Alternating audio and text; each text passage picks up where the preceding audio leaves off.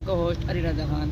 Viewers, आज शाहिद खान अब्बासी का बड़ा ही इंटरव्यू सामने आ गया, जिसमें शाहिद खान अब्बासी ने कहा कि मुझे पीटीआई की टिकट पर मैं इलेक्शन लड़ूं तो मैं जीत जाऊंगा। आए उन्हीं से जानते हैं कि उन्होंने ये बात क्यों की। पहला सवाल मेरा, ये री इमेजिनिंग पाकिस्तान अचानक से मेरे सुनने में आया। मैं काफ़ी दिन तक ये सोचता रहा कि जब आप सामने होंगे तो यकीनी तौर पर ये पूछूंगा कि इसका आइडिया फ्लोट कैसे हुआ। ये आपका अपना आइडिया है या आप दोस्तों ने बैठ के डिज़ाइन किया? नहीं, हम देखिए, जब आदमी सियासतदान बैठते हैं तो फिर सियासत की बात ही होती है। तो हम पिछले गर्मियों से हम ये देख रहे थे कि मुल्क के हालात किस तरफ जा रहे हैं, सियासत, मईशत। हमने ये भी देखा कि जो वो फोरम्स हैं जहाँ पर डिबेट होती है इशूज़ पर, वो मफलूज हैं। पार्लियामान है, सूबाई असम्बलियाँ हैं, सेनेट है।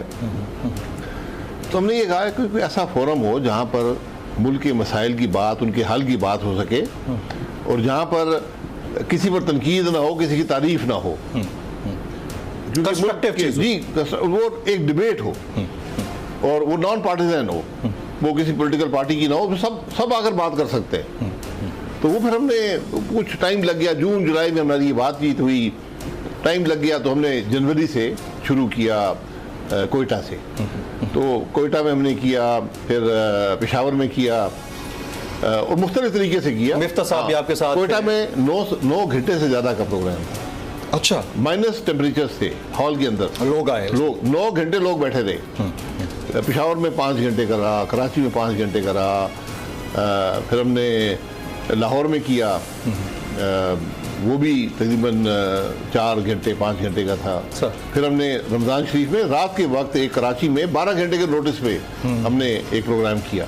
उसमें जो हॉल था वो छोटा पड़ गया, दूसरा हॉल भी छोटा पड़ गया। इतने तकरीबन मेरे ख्याल 1000-1200 लोग आए, और ये क्वालिटी लोग जो फील करते हैं, क्वालिटी ऑडियंस थी, पढ़ा लिखा था जी। और कराची में आप यकीन करें कि जो हमने पहला प्रोग्राम किया था हबीब यूनिवर्सिटी में, तो उसमें मेरा ख्याल है कि पाकिस्तान के अगर 20 बड़े बिजनेसमैन को आप ले लें, हाईएस्ट टैक्स पेयर्स को, तो उनमें से 10-12 वहाँ बैठे हुए मौजूद थे और पूरा वक्त बैठे रहे। लोग बड़े परेशान हैं कि हर मुल्क के हालात कहाँ जा रहे हैं।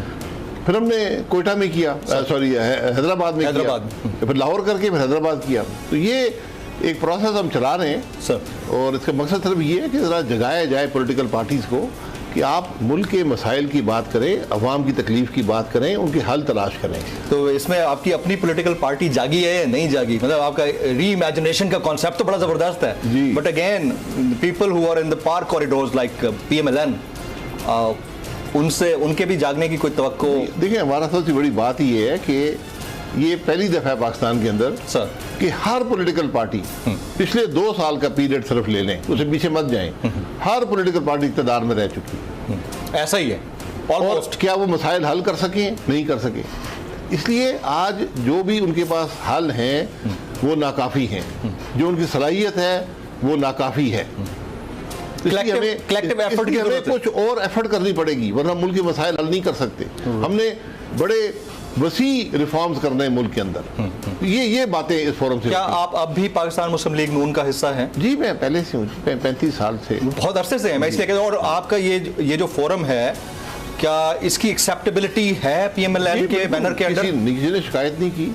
नवाज शरीफ साहब को पता है इस चीज़? जी, सबको पता है, और वो खुश हैं इसके ऊपर कि बनाएं आप? नहीं, खुश हैं या नहीं मुझे इस बात का इल्म नहीं है, लेकिन मेरा ख्याल है उन्होंने कभी अपनी राय के इजहार से रोका नहीं है। मैंने पहले कहा कि हमने ना किसी पर तनकीद करनी है ना तारीफ करनी है। तो मुल्क के मसाइल की जहाँ पर बात हो उस पर तो कोई तनकीद की गुंजाइश नहीं है। आने वाले इलेक्शन में पार्टिसिपेट कर रहे हैं आप? देखिए, वो मैंने पहले भी कह दिया है कि मुझे ये इलेक्शन जो है ये बेमकसद नजर आ रहे हैं। यानी आप कंटेस्ट नहीं करेंगे? नहीं, कंटेस्ट की बात देखें, कंटेस्ट जो होता है, मैं 35 साल से इलेक्शन कंटेस्ट कर रहा हूँ सर। ये फैसले आपके हल्के के अवाम करते हैं कि कौन लड़ेगा और कैसे लड़ेगा, लेकिन मैंने अपनी राय का इजहार करने का हक तो मुझे हासिल है। बिल्कुल है। तो मैं ये आज बात कर रहा हूँ जो मैंने पहले कभी नहीं की, पिछले 35 साल में नहीं की सर, कि हमेशा जब भी मुल्क के अंदर मसाइल हों, एक सियासत में कशमकश हो, एक जमूद हो, मईशत के मसाइल हों सर, तो उसका हल इलेक्शन होता है। मुझे इस इलेक्शन में हल नजर नहीं आता। इलेक्शन आपने करवाने हैं, ये कोई चॉइस नहीं है। ठीक, इलेक्शन करवाना या ना करवाने की चॉइस नहीं होती। ठीक। ये अब पॉलिटिकल लीडरशिप की जिम्मेदारी है कि किस तरह वो आज बैठकर एक रास्ते का तयन कर लें इलेक्शन से पहले कि आगे मुल्क कैसे चलेगा। नहीं, इलेक्शन मसाइल का हल, ये वाले इलेक्शन जो आने वाले इलेक्शन है वो आपको लगता है कि ये मसाइल का हल नहीं है, उसकी वजह क्या है?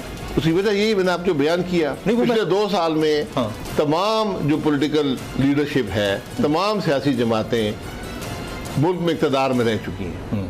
पहले पीटीआई थी, वो 4 साल से चले आ रहे थे, मैं सिर्फ 1 साल ले लेता, 1.25 साल आखिरी। और उसके बाद PMLN आई है, एक कोलिशन गवर्नमेंट का हिस्सा, उसमें सारी जमातें शामिल हैं। क्या वो हल कर सकें मसाइल को?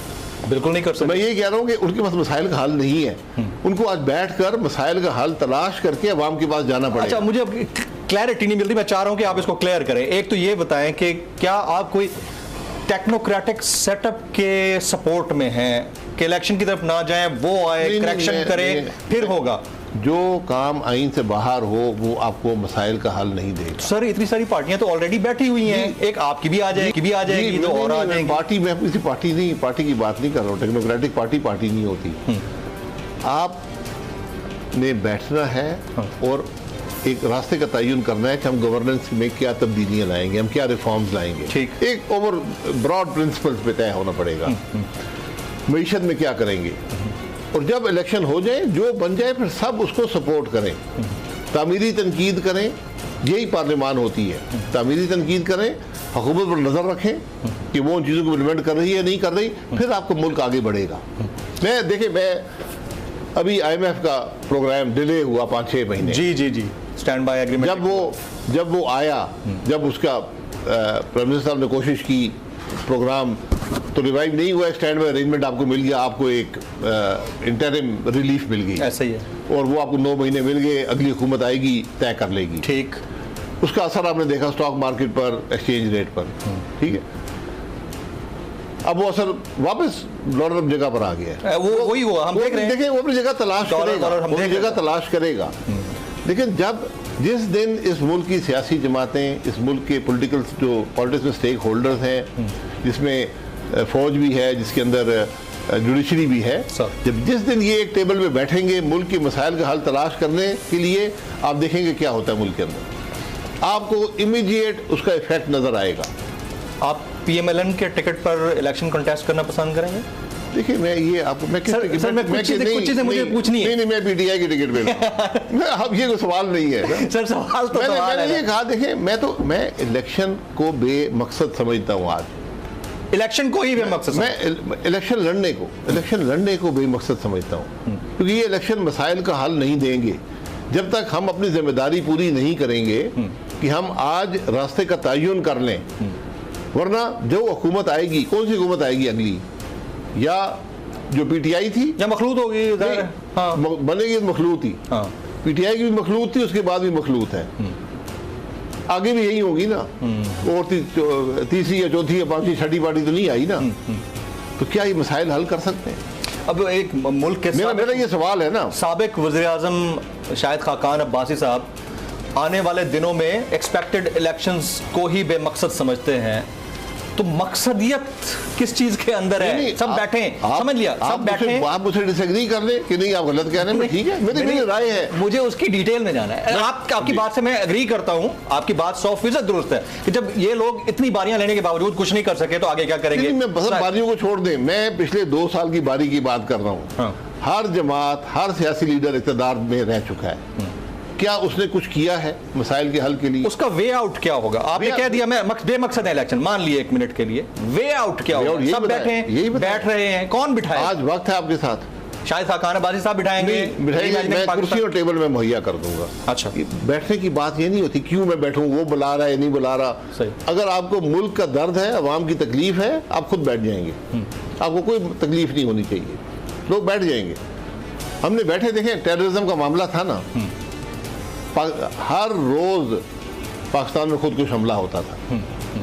इस्लामाबाद में लोग नमाज पढ़ने जाते थे तो इधर उधर देखते थे कोई हमला तो नहीं हो जाएगा, ऐसा ही है, और मस्जिद से निकल के जुमे के बाद भागते थे लोग। सब लोग बैठे, एक रास्ते का तयन किया, हल निकल आया।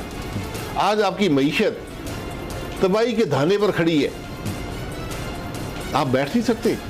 बैठ गए, हल क्या है? आप बैठ गए, बैठे ना, एक रास्ते का तयन कर ले, किस तरह का वो रास्ता इलेक्शन हो को वो बामकसद कर देगा। सर किस तरह का रास्ता हो सकता है? किस तरह का रास्ता? आई मीन कि 2 साल के लिए आप सब बैठ के चलाएं, 3 साल के लिए? सबको मसाइल का पता है।